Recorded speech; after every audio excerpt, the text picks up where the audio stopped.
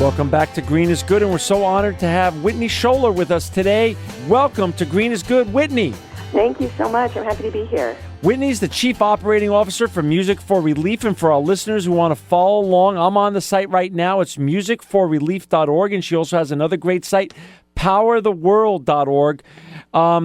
Whitney, before we get talking about all the great work you're doing, I want you to first share with our listeners, both here in the United States and around the world, the Whitney Showler story, what you do. I mean, like how you get, your journey leading up to this, being the COO of Music for Relief. Well, thanks for asking. I began my career in the music industry, and I was doing marketing at a record label. I worked for a music manager, and I really enjoyed working in the music community and working with musicians.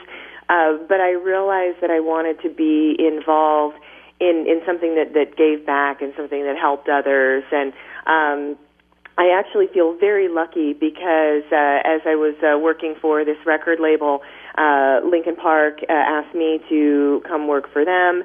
And they had founded their Music for Relief organization.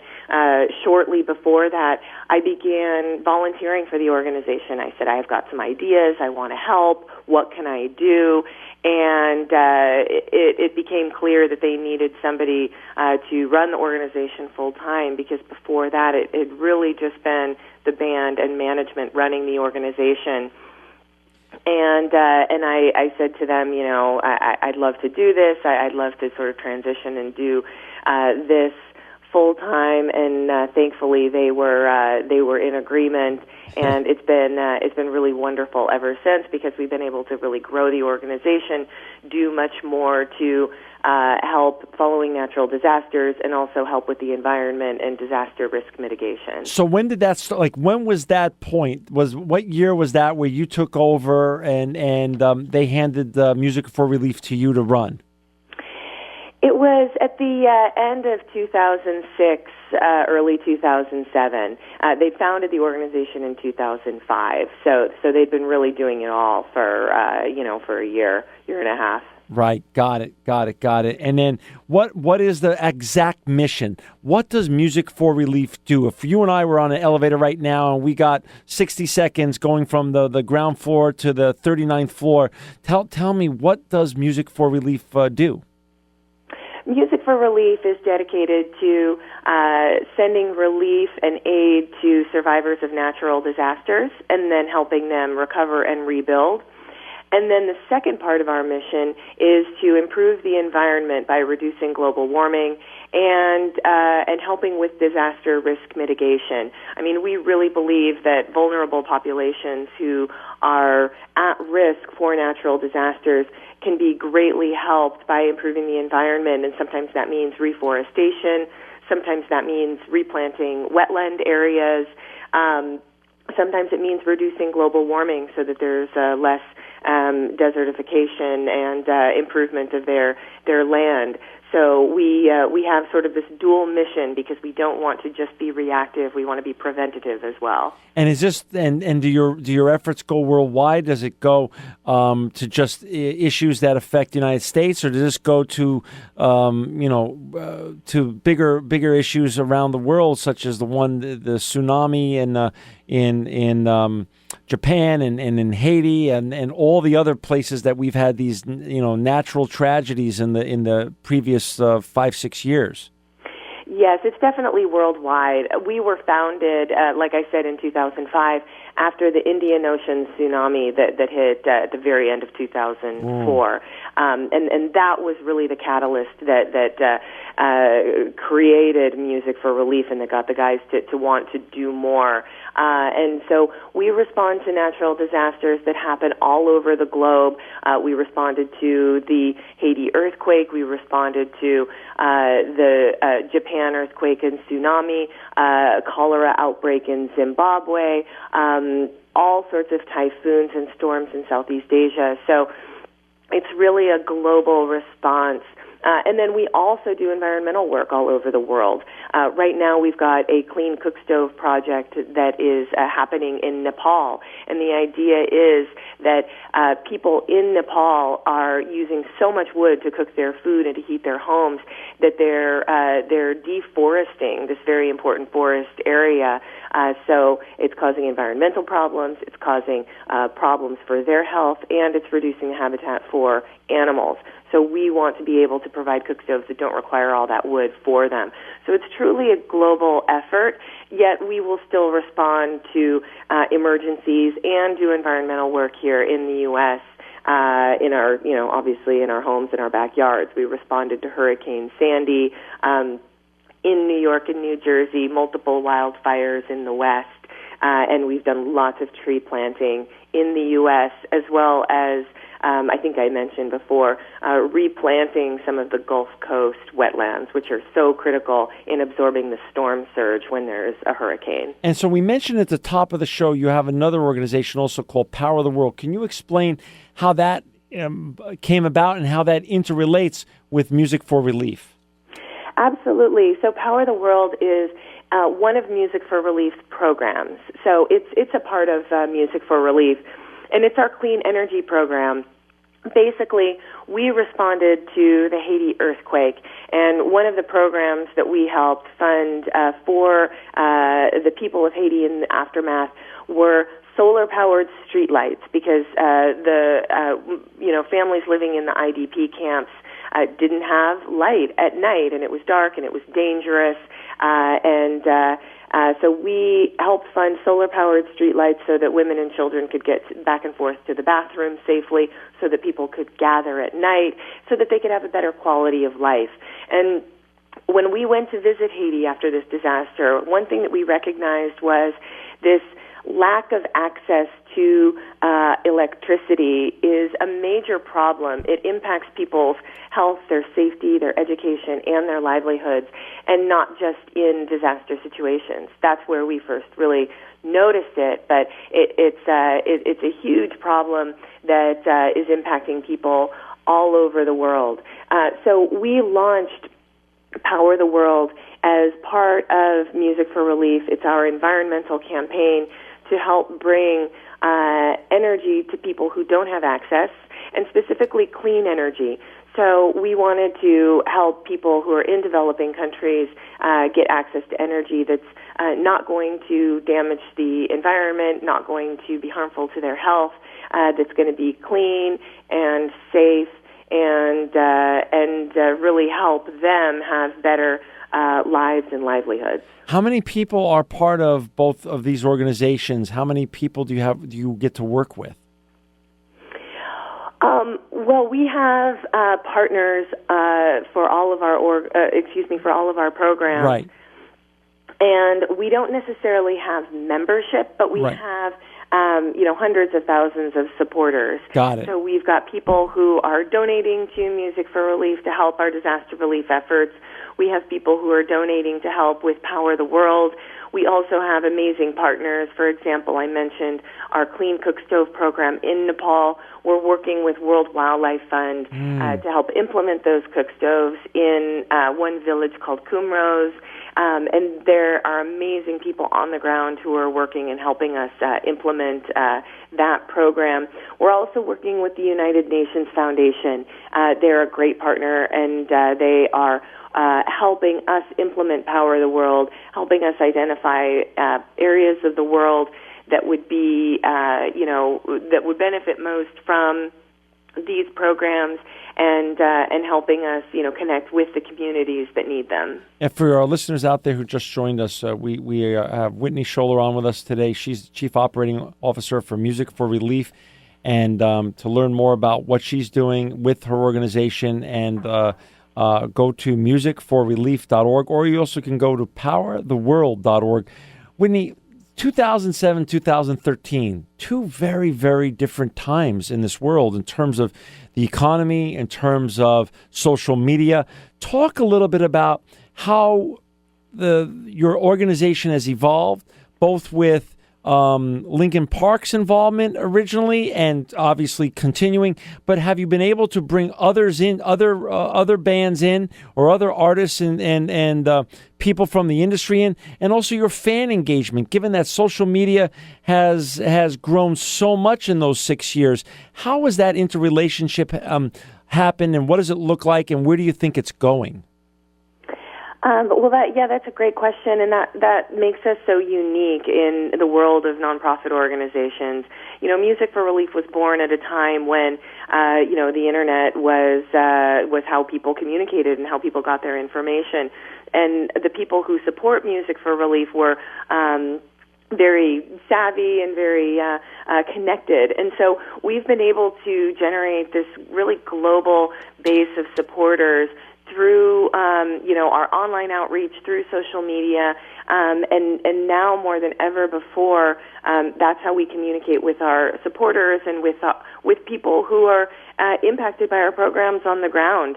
And we are lucky in that we've got supporters all over the world who want to help, and we have ways for them to do that because we, have this robust presence online. For example, people all over the world can go to powertheworld.org and sign the pledge for sustainable energy for all. And it really just states that they believe that everybody should have clean energy that doesn't harm their health and doesn't harm the environment.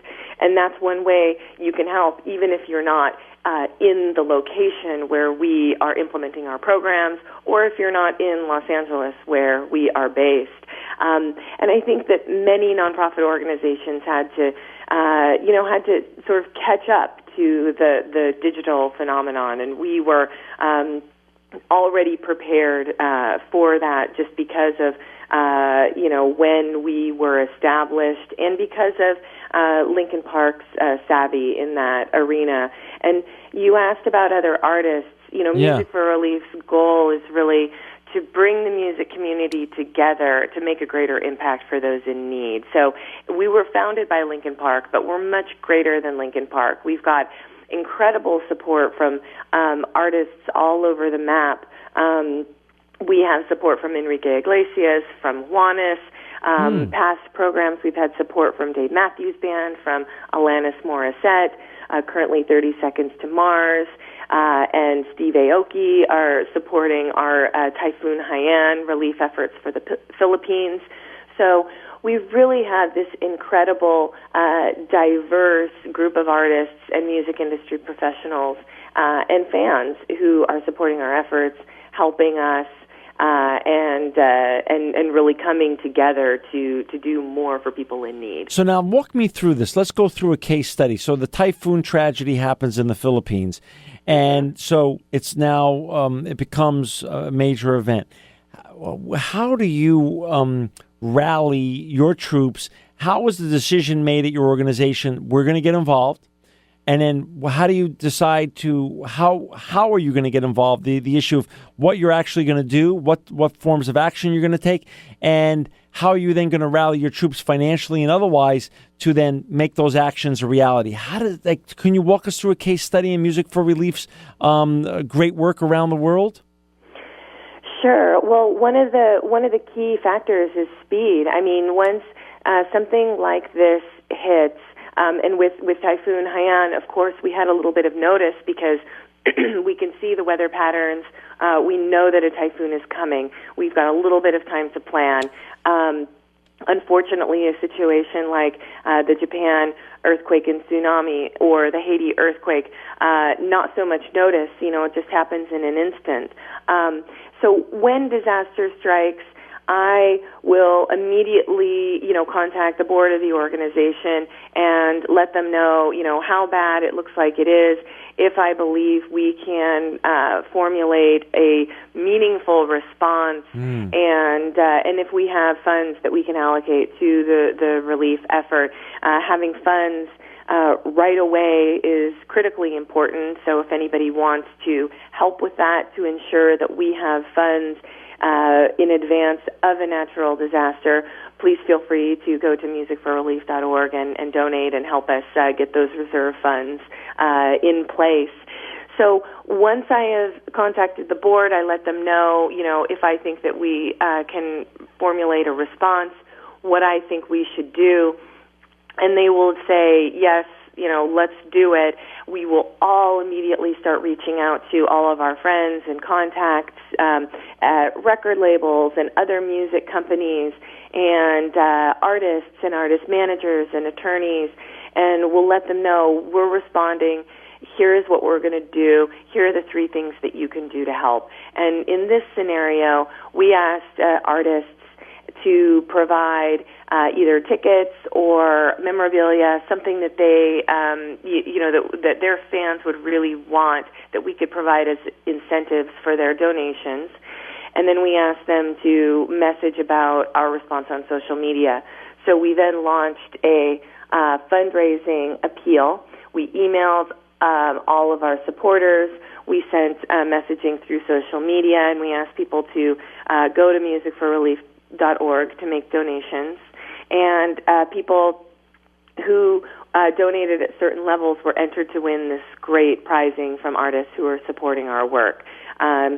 So it all has to happen very quickly, and we try to get the appeal up as soon as possible so that as people are seeing the disaster and as people want to help, there's something that they can do. And we really like to reward our friends and our supporters for their donations. In the case of the typhoon, not only do they get entered to win tickets and memorabilia from their favorite artists, but we also had a program for the first several weeks of the campaign where anyone who donated $25 or more got a special Music for Relief bracelet. So those are going to be going out to our supporters very soon. And do you consider yourself social media savvy in terms of, are you always Twittering, or do you have a team that's always keeping those channels very lively and keeping the conversation very relevant? How does that work in terms of your mobilization of both raising capital and also taking action?